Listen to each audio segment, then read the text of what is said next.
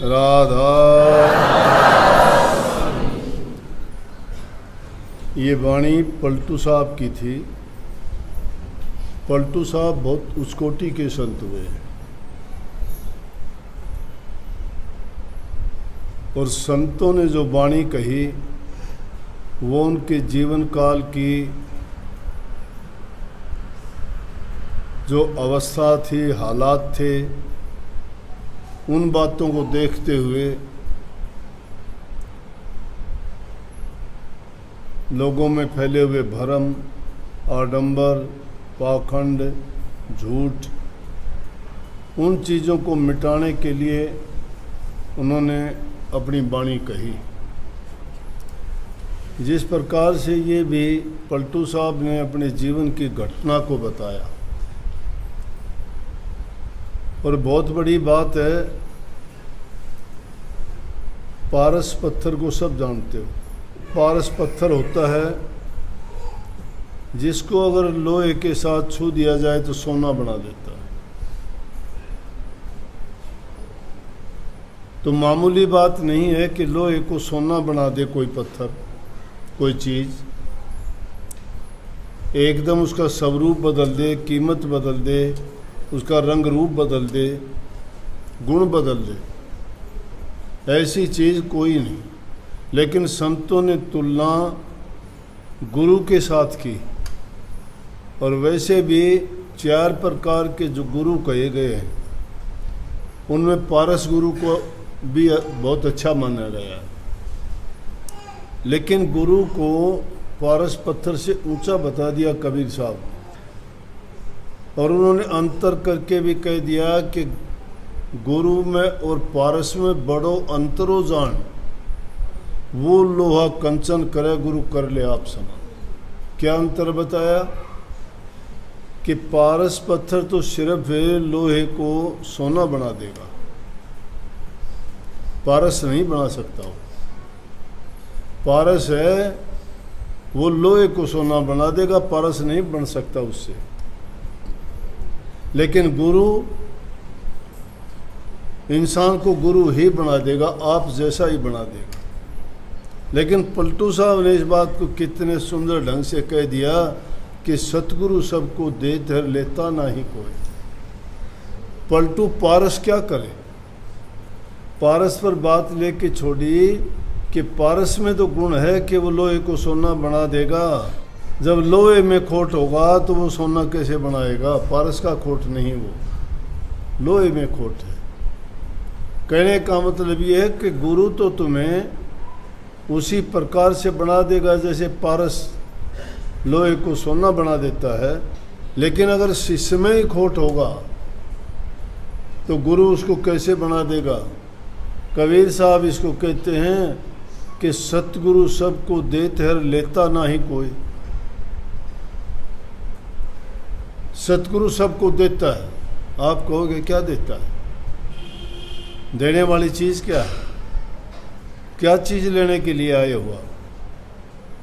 संसारी चीज़, कोई नौकरी के लिए, कोई धन के लिए, कोई रोग से इलाज के लिए, कोई सुख शांति के लिए, ये चीज़ लेने के लिए आए हो ना। लेकिन फिर भी सतगुरु सबको क्या देता है? ज्ञान देता है, बिना कहे देता है। वो दवाई देता है जिससे जन्म मरण के ही सारे रोग मिट जाते हैं। और वो दवाई लेने से संसारी दुखों से भी इंसान का निवृत्ति हो जाती है, पीछा छूट जाता है। लेकिन उसको लेता तो नहीं ना, खोट है उनमें। खोट मन में भरा हुआ है, वो चीज़ लेने के लिए नहीं आए। सतगुरु ये नहीं कि उसको तो देगा और उसको नहीं देगा, नहीं। वो सबको सामने बैठ के सबको देता है, लेकिन लेता जब कोई नहीं है और मन में जब विकार खोट भरे पड़े। अब उसी में कही पलटू साहब ने, पलटू में रोवन लगा और देख जगत की रीत। जगत की रीत देख के रोने लगा। जगत की रीत क्या है? कि सच्चाई के ग्राहक नहीं है, झूठ पाखंड कपट के ग्राहक हैं, धोखा छल बेईमानी लूट खसूट हेरा फेरी है। गुरु से तो बांगा मुंह है, गुरु को पीठ दिखाते हैं, संसारियों के सामने अपना भेद बताते हैं, जिससे इलाज होता है उससे बात छिपाते हैं, अर्जुन का मजाक उड़ाते हैं, उनके सामने जाके बताते हैं, वो साथ देते हैं क्या। इसलिए कही कि पलटू में रोमन लगा कि अजीब रीत है दुनिया की, कि जिसका हित चाहते हैं, भला चाहते हैं, वो तो गुरु की बात को मानना ही नहीं चाहता, सुनना ही नहीं चाहता, और जो उसको हर प्रकार से कष्ट और दुख देना चाहते हैं उनके सामने जाके अपने सारी बात करता है। उदाहरण दिया उन्होंने कि एक महात्मा के पास पारस पत्थर था और वो कहीं घूमने के लिए जा रहे थे। जब वो घूमने के लिए निकले तो नदी पार करनी थी। नदी के इस पार एक महात्मा बैठे हुए थे, तप करते थे। उन्होंने सोचा मैं तो इस नदी के पार दूसरी ओर जाऊंगा, पता नहीं कितना टाइम लगेगा, ये बेचारा गरीब सा है, झोंपड़ी बना के रहता है, इसको मैं पारस पत्थर दे जाऊं, ये इससे सोना बना लेगा, इसका गुजारा भी चल जाएगा, जब तक आऊँगा महीने 20 दिन में, तब तक ये मालो माल हो जाएगा, आती बार में ले लूँगा। उससे कहने लगा ले भैया ये पारस पत्थर आपको देता हूँ। बोला क्या काम आएगा ये? बोला कि ये लोहे को सोना बना देगा। तू अपने जब तक मैं आऊँगा महीना लगेगा, मुझे वापसी में आऊँगा तब तेरे से ले लूँगा, जब तक बना ले कुछ। उसने उठा के रख दिया, संदूक में रख दिया। उसने सोची कि आज बनाऊं कल बनाऊं। बाजार में गया, जाके लोहे का भाव पूछा। लोहे का भाव क्या था? कुछ भी नहीं, सोने की तुलना में क्या भाव होता है। गया तो कहने लगे, उसने सोचा अभी तो लोहे का भाव ज़्यादा है, फिर आऊँगा। करते करते महीना पूरा निकल गया, तब तक महात्मा आ गए। महात्मा ने देखा वही टूटी झोंपड़ी, वही फटे हाल, वही उसकी हालत, देख के हैरान हो गए। महात्मा कहने लगे अरे मूर्ख क्या किया तूने? बोला कि मैं 1 महीने के बाद आया हूँ, अब तब तक तो तू मालो माल हो जाता, तेरे महल खड़े होते, हर चीज़ के ठाट बाट होते, तूने सोना नहीं बनाया।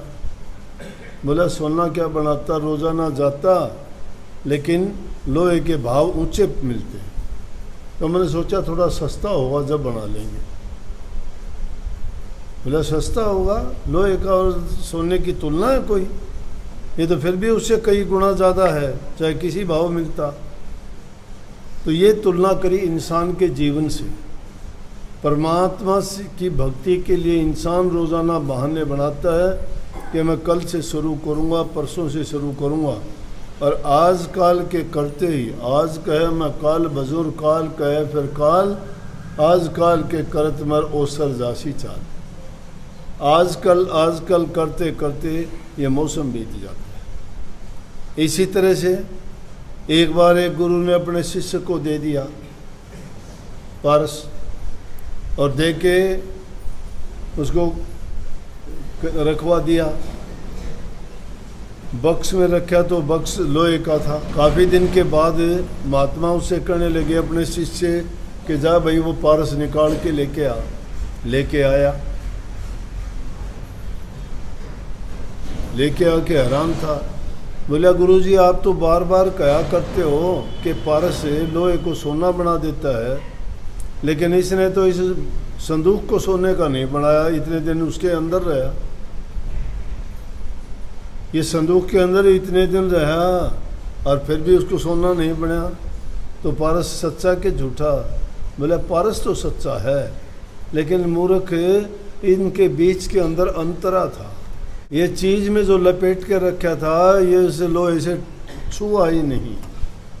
इसलिए ये उन लोगों के लिए रात दिन आते सत्संग में हैं और बदलाव कुछ आया ही नहीं, उनका सोना कैसे बन जाएगा? इसलिए पलटू साहब कहते हैं कि पलटू में रोमन लगा और देख जगत की रीत। कि इनको समझाए तो मूर्खों कैसे समझाएं? इनको अगर सच्ची बात बताते हैं तो झूठी मानते हैं। इनके हक और फ़ायदे की कहते हैं तो सोचते हैं मेरा नुकसान की बात करते हैं। जब ठोकर लगती है फिर समझते हैं, फिर जब वक्त गुजर जाता है तो संभलने में कोई फ़ायदा नहीं होता।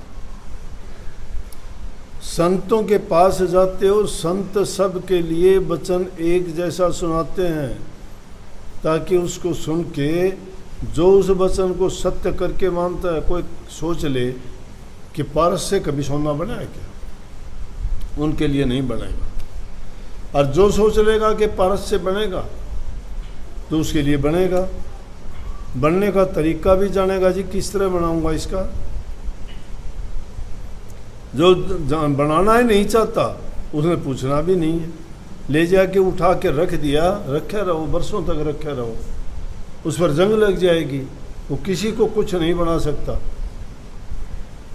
ये उन लोगों के लिए जो लोग कहते हैं हमने नाम लिया, नाम लिए इतने दिन हो गए, क्या अभ्यास करते हो कभी, क्या नाम का सुमन करते हो कभी। नाम मंत्र को कहते हैं, मंत्रों को सिद्ध करने वालों से तो तुम डरते हो। मंत्र सिद्ध करके लोग वो सिद्धि तुम्हें दिखाते हैं, तुम्हारे पास वो ये चीज़ है, तुम्हारे अंदर वो सिद्धि क्यों नहीं आई? क्योंकि आप लोग कुछ करते नहीं हो। एक कागज़ पे लिख के दे दिया किसी ने कि ये ले भाई मेरे नाम से इतने पैसे निकलवा ले, मैंने साइन कर दिए। आम कागज़ पड़ा है जिस कागज़ में किसी के अफसर की मोहर नहीं, वो कागज़ बेकार है। और किसी कागज़ में अगर किसी अथराइज्ड अफसर ने दस्तखत कर दिए तो उस कागज़ की कीमत है। तो गुरु ने जो तुम्हें नाम की बख्शिश दी है वो अथराइज है परमात्मा की तरफ से, उनके पास वो लाइसेंस है इस चीज़ का कि जिस जीव को देंगे और वो उसको लेके उसकी नाम की कमाई अगर करेंगे तो ये हो नहीं सकता कि उनके कर्म ना कटे या उनको ये शिकायत करने का मौका मिले कि मेरा ये नहीं हुआ, मेरा वो नहीं हुआ। क्योंकि इंसान जो सच्चाई को समझ जाता है वो अपने कर्म को भी मान लेता है, अपने फर्ज को भी मान लेता है, अपने धर्म को भी पहचानता है और जीवन के लक्ष्य को प्राप्त करने के लिए वो मेहनत करता है। इस दुनिया का नियम है बिना मेहनत के, बिना कर्म के किसी को कुछ नहीं मिला करता। और जो बिना कर्म और मेहनत के लेना भी चाहता है ना तो उसको ऐसा ही मिलता है कि जैसे और दुनियादारी के लोगों को मिलता है। ये मेहनत करने वाला आदमी संतुष्ट होता है अपनी मेहनत करके, और जो हेरा फेरी की बात करते हैं इधर उधर की, तो सत्संग में तो आगे सत्संग सुन भी क्या सुन लिया, सत्संग कोई बात मानी,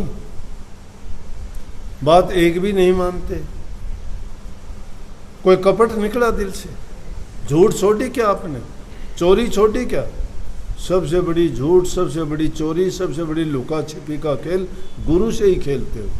कहते हो ना मैं करता हूँ, मैं करता हूँ, सत्संग में बड़े दिखाते हो, कहते हो कि मैं सेवा भी करता हूँ, मैं हर सत्संग में आता हूँ, मैंने नाम लिया तो बड़े महाराज जी से लिया था, अरे बड़े महाराज जी से लिया तो बड़ा करके दिखाता, बड़ा तो नहीं किया, तुमने छोटा कर दिया, बड़ों से लेता तो बड़ा करता।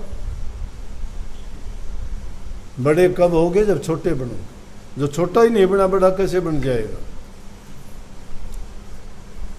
इसलिए ये तो पलटू साहब की एक वाणी थी, तो वो कहते हैं कि जप तप किए, इन चीज़ों की ओर तो जाएंगे तो बहुत बड़ी बात हो जाएगी। दुनियादारी के लोग तो जप तप पूजा पाठ इनको ही बड़ी मानते हैं कि लौकिक भक्ति है ये, जो इस लोक में जो कुछ भी नहीं करता उनके लिए वो भी अच्छी है कि कम से कम उनके दिल में थोड़ी बहुत ये आस्था तो है, उनके दिल में आस्था तो है कुछ ना कुछ। अरे उस फूल के बनने से क्या है, वो फूल बन के जो बिखर जाता है, रहता है क्या फूल? इससे अच्छा वो पत्थर है कि कभी न कभी टूटेगा तो उसमें कम से कम मूर्ति तो निकलेगी किसी देवता की, भगवान की, उसकी कटाई छटाई तो होगी तो मूर्ति तो बन जाएगी। उस फूल का क्या करना, उससे तो पत्थर अच्छा है। इसलिए जो लोग कुछ करना ही नहीं चाहते हैं, आज तो युग ऐसा आ गया, हैरान होते हैं बात सुन के। सत्संग की तो नज़दीक ही नहीं है, क्या सुधार होगा बोलो। घरों में निंदा चुगली होती है, दिलों में कपट भरा रहता है, चोरी ठगी की बात होती है। तो संस्कार तो तुम ये भर लेते हो दिमाग में। बताओ कोई सत्संग का जिक्र करते हो तो कभी? दो आदमी अगर बैठते हैं तो सत्संग, भजन या सुमरण, ध्यान, अभ्यास की ही, संत महात्मा की कोई घटना बात याद करते हो क्या? नहीं करते। फिर दोष किसका है? दोष हमारा है। गुरु की आज्ञा में जो जीव आ जाता है और सच्चे मन से जो आज्ञा का पालन करता है, वचन को मानता है, उसको गुरु भक्ति कहते हैं। और जो गुरु भक्ति दृढ़ करता है वो संसार को पीठ दे देता है। वो महत्व जानता है कि मेरा हितकारी, मेरे लिए लाभकारी, मेरे लिए गुणकारी, मेरी सर्वदाता और सभी पापों को मिटने वाला, जीवन को शांति, सथाई शांति देने वाला सद्गुरु है। राधा।